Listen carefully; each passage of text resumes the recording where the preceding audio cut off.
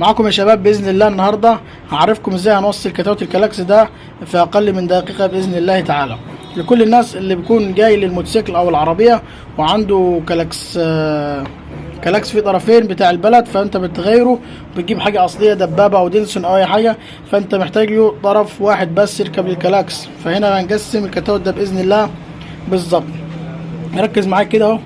في الكتاوت ده يا شباب في 30 و85 و86 و87 نفس الارقام ده. رقم 30 يا شباب ده هناخده كهرباء موجب من البطاريه، ورقم 85 ده هناخده كهرباء الاسود تبع الكونتاك او المفتاح. تمام. ودي على الشمال يا شباب هتكون سلك الضرب اللي جاي من فوق، ودي السلك اللي هناخد منه وهنفرع ونوصل منه اكتر من كلاكس. ده سلك الخارج من الكتاوت اللي هو يطلع كهرباء قوي، وهنستخدمه في اكتر من فردة كلاكس او جوز كلاكسات. دي التقسيمه بتاعت كتاوت الكلاكسات الصغير اللي 4 ضرف يا شباب اهو، 30 و85 و87 و86.